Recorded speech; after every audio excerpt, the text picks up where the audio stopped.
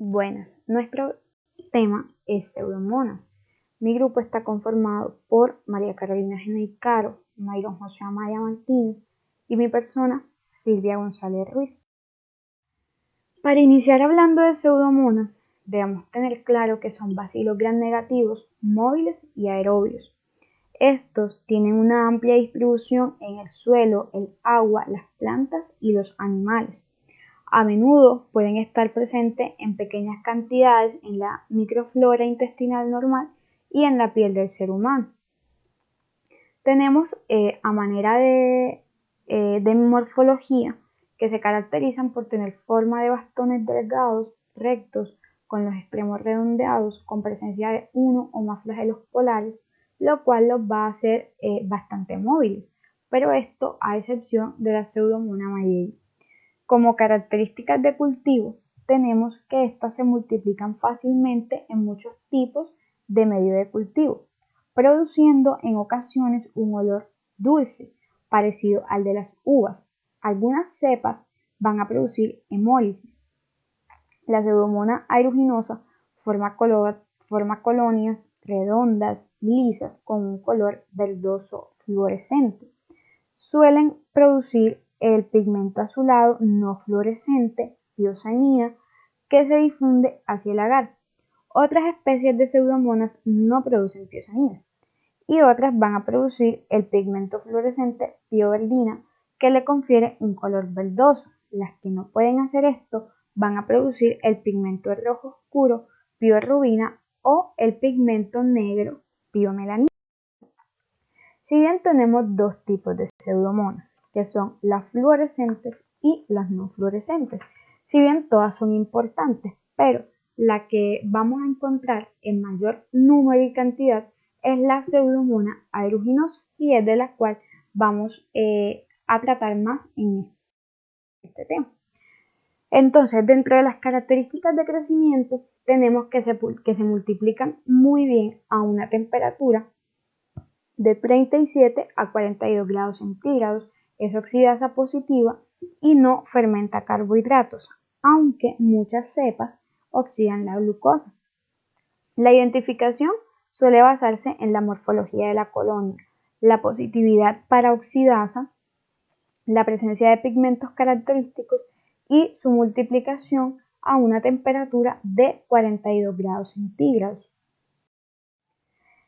Para hablar específicamente de la Pseudomonas aeruginosa, tenemos que esta se encuentra en el medio ambiente, sobrevive bien en los ambientes domésticos y en el ámbito hospitalario, rara vez va a formar parte de la flora normal de los seres humanos sanos. Se observa frecuentemente en personas con inmunidad deprimida, quemaduras, alteraciones metabólicas como diabetes, neoplasias malignas y cateterismo. Estas tienen la capacidad de instalarse o adherirse en cualquier órgano o tejido, desde una simple herida o quemadura hasta llegar a invadir el oído externo, colonizar las vías urinarias, los pulmones, endocardio, córnea y huesos. Dentro de la estructura antigénica tenemos que van a presentar el antígeno somático, el antígeno localizado en el flagelo, y van a tener antígeno mucoide que impide la aglutinación de algunas cepas. Entonces, las fimbrias se proyectan desde la superficie de la célula y favorecen la adherencia a las células epiteliales del hospedador. El expopolisacárido es la causa de las colonias mucoides que se observan en los cultivos de pacientes con fibrosis quística. El lipopolisacárido, que existe en múltiples inmunotipos, interviene en muchas de las propiedades endotóxicas del microorganismo. La Pseudomonas aeruginosa puede tipificarse por el inmunotipo del lipopolisacárido y por la susceptibilidad a la piosina. La mayor parte de las cepas de Pseudomonas aeruginosa provenientes de infecciones clínicas producen enzimas extracelulares, como lo son las elastasas, las proteasas y dos hemolicinas, una fosfolipasa y un glucolípido termoestable. Muchas de estas cepas de Pseudomonas aeruginosa producen exotoxina A, la cual causa necrosis de los tejidos y es mortal en animales cuando se inyecta en forma purificada. Además de esto, la toxina bloquea la síntesis de proteína por un mecanismo de acción idéntico al de la toxina. Seguimos con la patogenia. De los factores de virulencia secretados, la bacteria es capaz de producir una cápsula extracelular de alginato y forma parte de la biopelícula secretada por la bacteria como mecanismo, y esto lo va a usar como mecanismo de evasión para los anticuerpos y de fagocitosis de células inmunológicas. La Pseudomonas aeruginosa es capaz de formar dos tipos generales de biopelícula, la plana o inicial y la estructurada o madura. La plana está caracterizada por presentar una confluencia uniforme de bacterias en la superficie. La estructurada consiste en agregados celulares inmersos en la matriz de la biopelícula, separados por canales o espacios. La Pseudomonas aeruginosa es patógena solo cuando se introduce en zonas desprovistas de defensas normales. Por ejemplo, cuando hay solución de continuidad de mucosas y de la piel por lesión directa del tejido, cuando se utilizan catéteres intravenosos o sondas urinarias, o cuando hay neutropenia, como en el caso de quimioterapia antineoplásica. Esta bacteria se adhiere a las mucosas o la piel y las coloniza. Produce invasión local o sistémica. Estos procesos son favorecidos por las fimbrias, las enzimas y las toxinas. Dentro de las manifestaciones clínicas tenemos que la Pseudomonas aeruginosa produce infección de heridas y quemaduras y origina pus de color verde azuloso. Produce meningitis cuando se introduce por punción lumbar e infecciones urinarias cuando se introduce por catéteres e instrumentos o en soluciones de irrigación. La afectación del sistema respiratorio, sobre todo por respiradores contaminados, va a producir neumonía necrosante violeta. La necrosis hemorrágica de la piel suele presentarse en los casos de septicemia por Pseudomonas aeruginosa. Las lesiones llamadas ectema gangrenoso están rodeados por eritema y a menudo no contienen pus. Se pueden ver Pseudomonas aeruginosas en muestra de lesiones por ectema teñidas con tinción de Gram y los cultivos son positivos. El ectema gangrenoso es infrecuente en la bacteremia por otros microorganismos diferentes a Pseudomonas aeruginosa. Bueno, para el diagnóstico tenemos que se puede hacer la siembra en casi cualquier medio de cultivo, es adaptable a diferentes nutrientes. Cultivado en agar de sangre produce una amplia zona de hemólisis beta. Se puede cultivar en los medios de cultivo de las enterobacterias, donde produce colonias muy característicos de color gris con brillo metálico. En todos los medios de cultivo se puede percibir un aroma, como ya dijimos, que se asemeja al de las uvas. Solo utiliza el citrato de sodio como única fuente de carbono. Se utilizan medios como el agar peptona, con o sin sangre, el McConkey y el EMB. Hay medios selectivos para Pseudomonas aeruginosas, como lo es el agar cetrimido. Dentro de las pruebas diagnósticas tenemos que las muestras se deben obtener muestras de lesiones de la piel, pus, orina, sangre, líquido cefalorraquídeo, esputo y otras secreciones según lo determine el tipo de infección.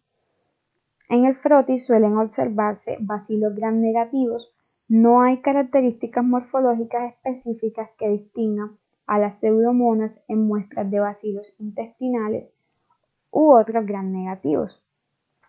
En el cultivo, las muestras se colocan en placas con agar sangre y suelen utilizarse medios diferenciales para el cultivo de bacilos intestinales gram negativos.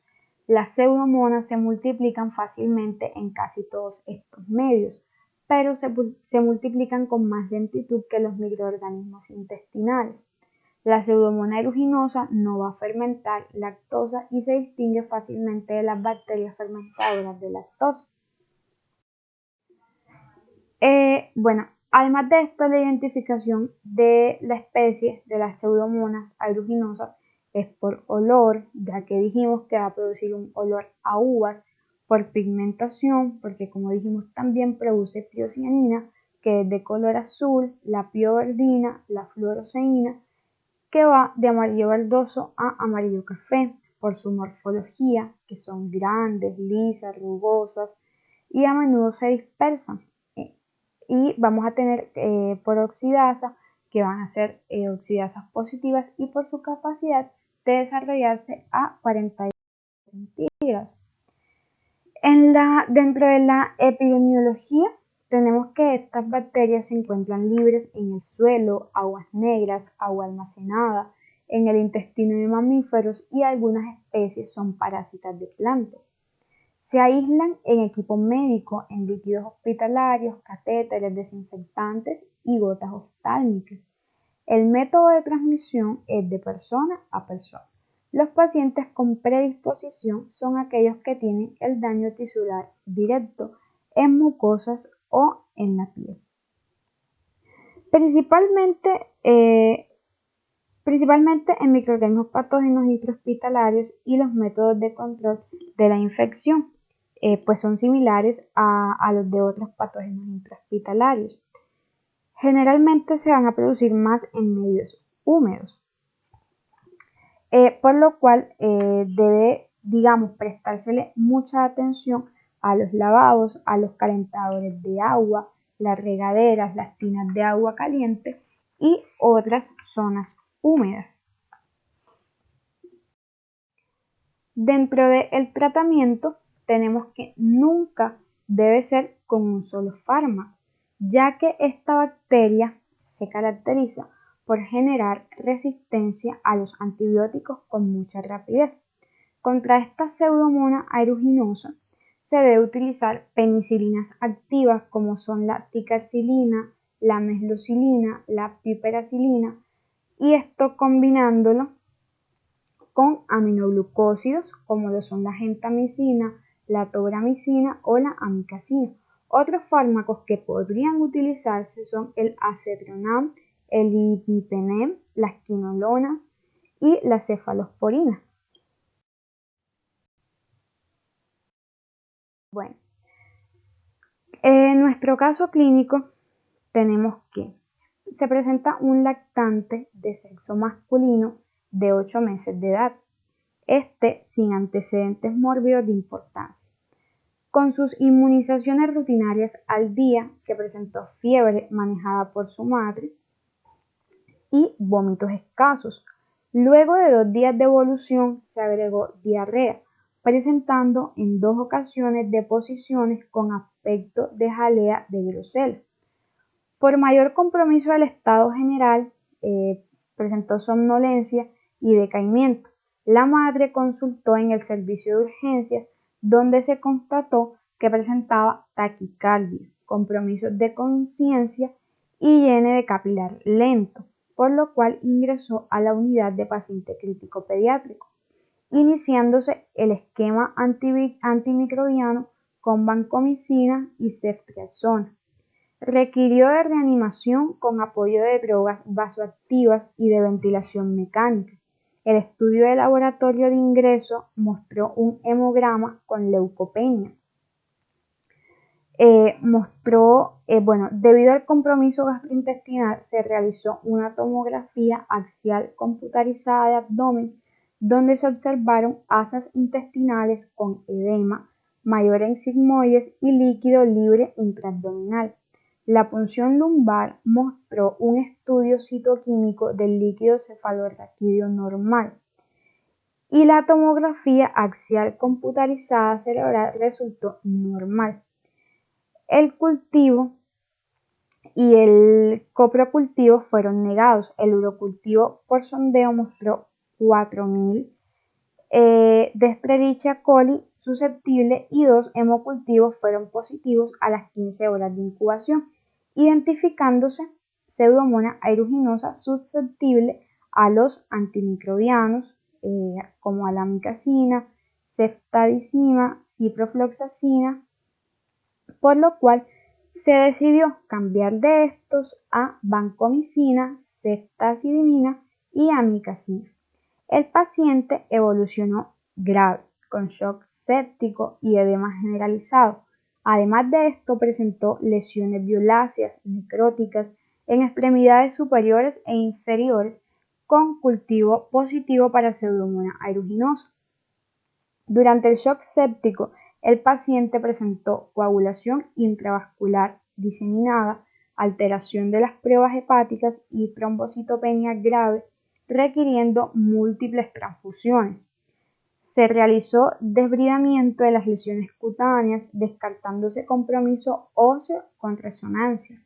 El estudio inmunológico realizado con el fin de descartar patologías de base solo evidenció C4 bajo, el cual se mantuvo hasta 2 semanas de alta hospitalaria, normalizándose en un control posterior, por lo que se interpretó como secundario a su cuadro séptico.